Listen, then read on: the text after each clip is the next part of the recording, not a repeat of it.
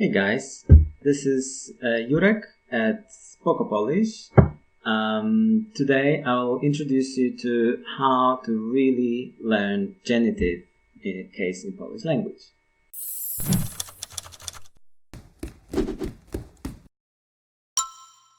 So, let's start. Can you see this? This is very wrong. This is how usually cases are introduced in Polish. So, you have your singular, plural, they give you huge tables with a lot of different things. It's all in Polish very often, which is, it's very good for immersion, but in my opinion, it's really much better if you are introduced to things in English when it comes to grammar, so you can really understand what's going on. Then they give you all possible usages of the word, like here we have denying negating the accusative, a huge list of prepositions. This is way too much. What we want to learn when we're learning a language is speaking, right?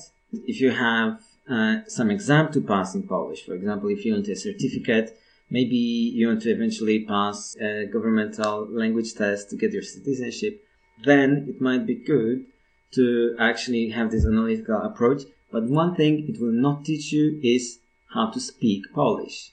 In order to speak a language, you have to be able to, speak it, to practice. And I've learned some languages on my own. I'm pretty passionate about it. And the ones I really failed at were the ones where there was a lot of tables in the books. What happens is the teachers or whoever prepares the materials want us to see a table, see all these possibilities, memorize it, and be able to imagine this table, bring it back from our memory to our imagination while speaking, and be able to reconstruct it so well in split seconds that we can find the correct ending in the table which is in our head, and then say something. By that time it's dark, the person we're talking to in the morning is gone, we are really lost. So what happens is we need to learn how to simplify things and how to actually get hold on these mechanisms that we want to use in a way that we can actually use it in a conversation. Because one thing you need to know, 90% of your language skill is gained outside of the classroom. What you talk about with the teacher, the instructions you get, all this complicated grammatical stuff, it's really just a small part of it. So what is important is to understand the grammar enough to be able to communicate, and then be attentive and practice. So rule number 1, don't be afraid to make mistakes in Polish. It's impossible not to make them. And as you'll hear in a moment, you will hear mistakes from native Polish speakers a lot once you learn to recognize them. So, what is genitive? It is a case that has, as you saw, quite a few usages, quite a few places when we apply it. And actually, if you take just any text and you underline different cases with different colors, most of the text, it will be in the color of genitive, the color you use for genitive. Because what happens is, because it has so many usages that we apply it very, very often. So it's very important to master it. But what you need to do is doing it step by step. So, what's the most important, in my opinion, about genitive is that it goes instead of the English of. For example, we use it in possessions. So, a book of my friend. a pen of a little boy, a carrot of a happy rabbit, anything like that. So have a look at how it works in English. First, in order to express possession, we have two ways. We have two ways of expressing possession in English. You can say Mark's pen, or you can say the pen of Mark. If English is not your native language, think how it would be expressed in your native language. So, as much as it sounds strange in English, in Polish, one could say that we usually use the pen of Mark, and we never say Mark's pen, because whenever you translate genitive straight into English, it will be something of something. So, in this case, same as in when coming back to Mark's pen, Mark gets an S, right? In Polish, Mark gets an A. Many foreigners, when they come to Poland for the first time, they complain that, oh, they call me Marka as if I was a girl or something like that. Well, this is the same as Marks, yeah? The thing is, maybe this of Mark is a little bit better of a translation, because it applies not only to the pen of Mark, but also employee of the month, right? So it's not exactly possession, right? Because the month doesn't own the employee, even though Mark owns the pen, right? So then we'll have the quantity of bears in Polish forests per hectare, or anything like that. So anything of something will be genitive. It's extremely useful to know this case then. So, what do we do in Polish? There's a few ways we could explain it. Forget this table. You haven't never seen it. One way we can do it is making a much simpler table. Ta-da! This is for singular only, but this is really enough. And I will explain it looking at this table. So, first, I'll show you on a map where we can find genitives. So, this is Poland. Let me zoom into Kraków, where I live. It's so hard to switch between Polish and English pronunciation. So let's look at Kraków, where I live at the moment, and let's have a look at the streets. So, street names. Here we have, what is this? Świętego Marka. You see? Świętego Marka. So we have Święty Marek. Okay? So, Święty means saint. Marek is a Polish version of Mark. So what happens is, first of all, we have the street of Saint Mark. So, if we want to add of, there is no preposition, we have to use genitive. So we put a. Bang, done. Mareka.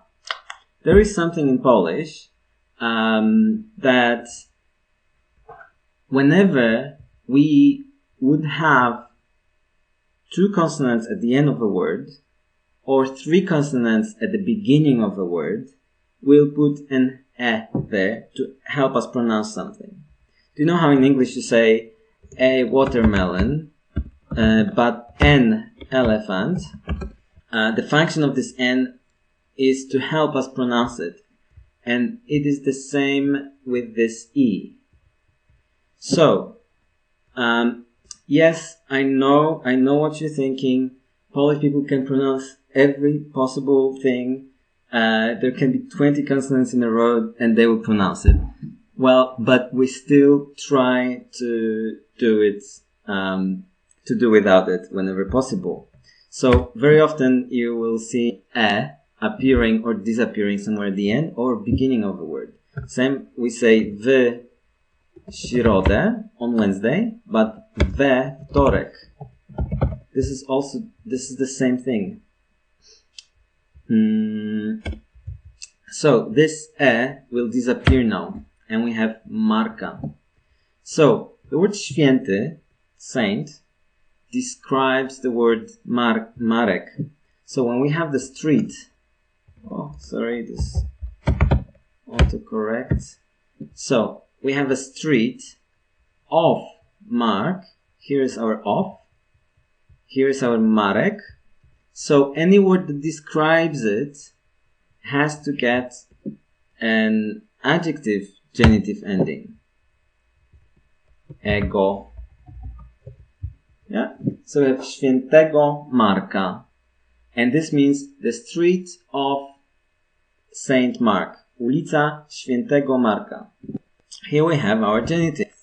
One more important thing. Once Marek goes to genitive, any word that describes Marek will get this ending. So it is not only adjectives, it's also, for example, possessive pronouns like my, yeah? So for example, when we have my favorite little mug would be mój ulubiony mały kubek. So then we want to change the mug into genitive. So we do this, right? And then all of these have to be have to get an ego ending. What happens is this O loses stress, but that's a topic for a separate lesson. But here we know that all these words will describe the cup or mug. So what happens in Polish, why do we need cases? The word order is very flexible. It is, in English, it is the word order that describes the function of a word in the sentence. So for example, if we have a dog beat a cat, we know that it was the dog biting and the cat was beaten because of the word order. In Polish, it is not the word order, it is the cases that tell us what was active and what was passive, what was the subject and what was the object of this sentence. So that's how we know it. Another thing that, like, mnemotechnique that I like to use, which is really silly, but since people get offended at getting an A and sounding feminine, we give them an ego. So it's a really silly joke about how to memorize these endings. Okay, so in our other thing, here is n plus n. Why n? Well, n is neuter. It's the neuter gender, the one that ends with o or e, sometimes and other things. What happens is that in most cases, it is the same as masculine. It's a thing that's disappearing slowly from the Polish language. We have it merging with masculine in cases other than nominative. It's usually masculine. It's not always masculine, but assume so unless told different. So the same will be, for example, French cinema, francuskie kino.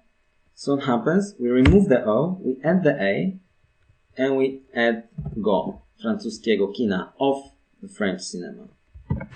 Okay, so now let's get back to our map of Old Town Krakow. And here is a street I really like. Świętej Anny.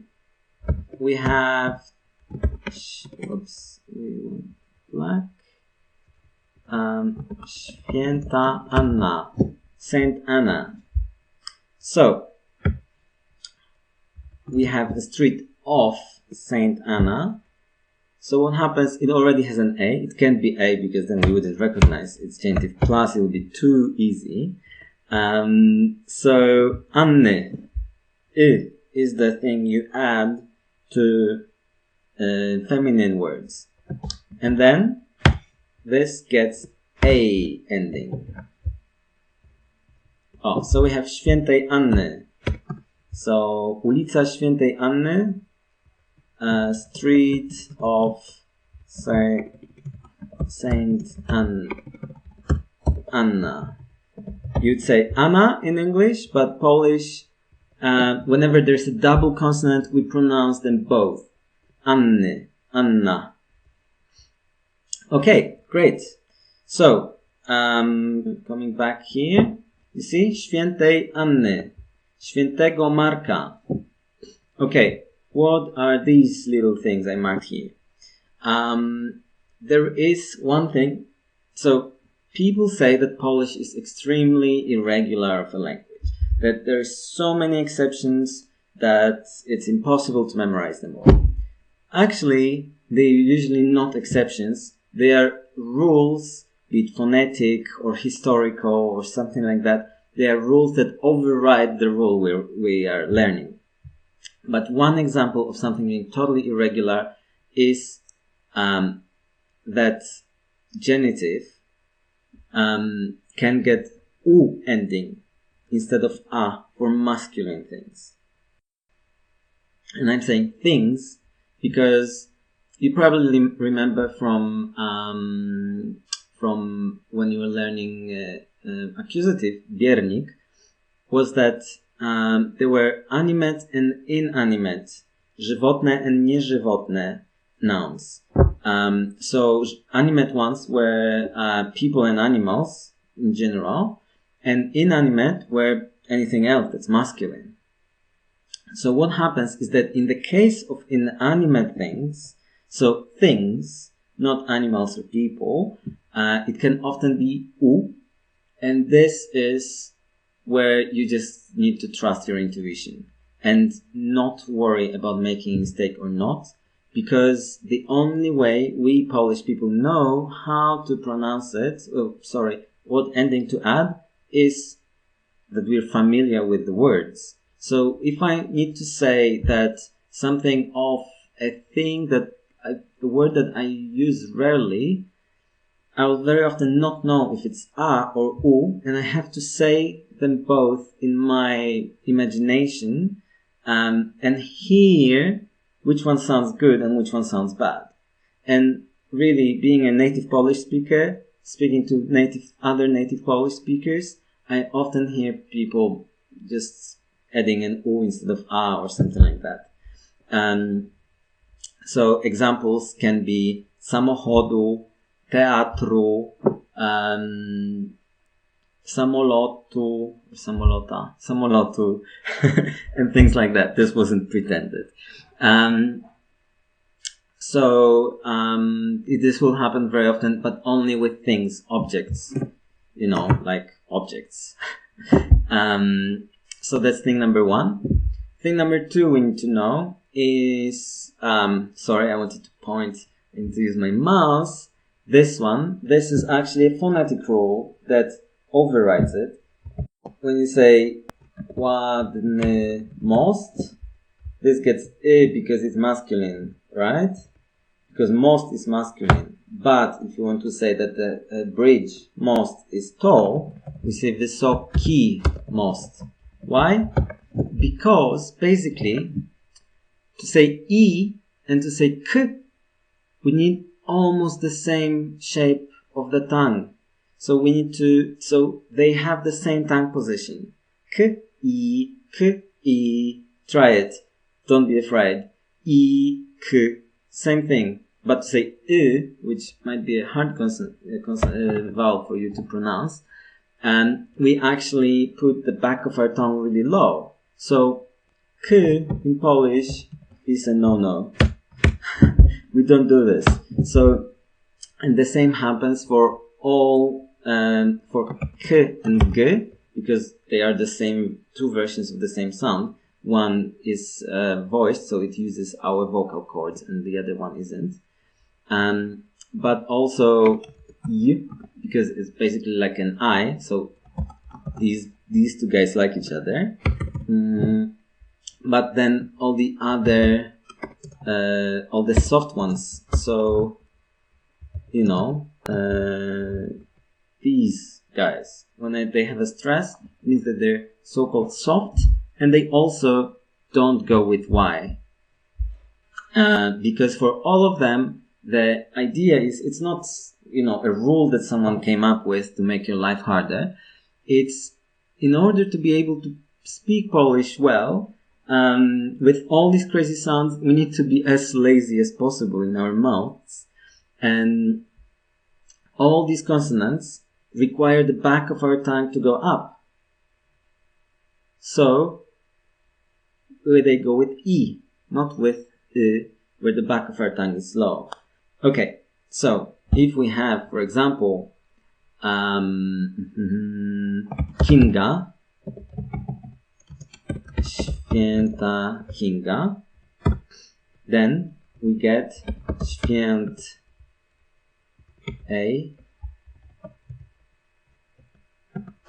King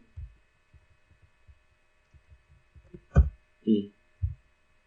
Not king, because we never say g, basically.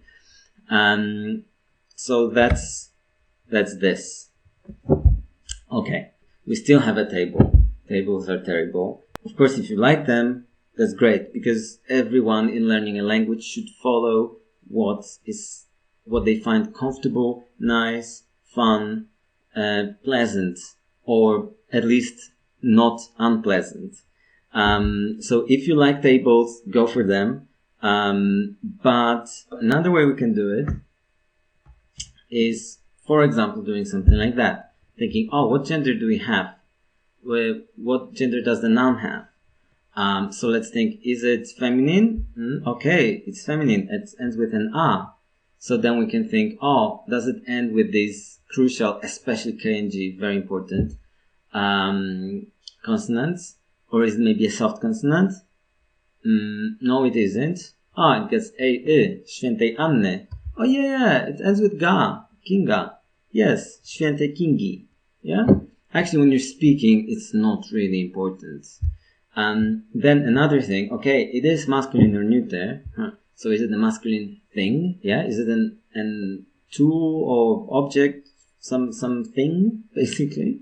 No, it's not. It's a person. No, it's not. It's kino, cinema, dziecko, neuter. Okay, it gets ego A for sure.